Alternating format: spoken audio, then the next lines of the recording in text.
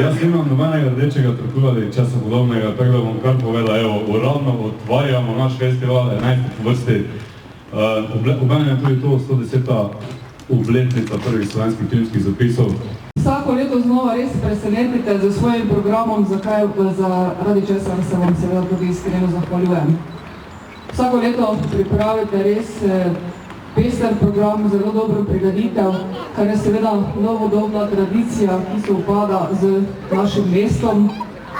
In zadnje čase tudi ugotavljamo, da je žanr groze seveda pridobil na trendu in seveda smo ponosni, da se to zgodilo v Ljutomeru. Hvala pokažejo.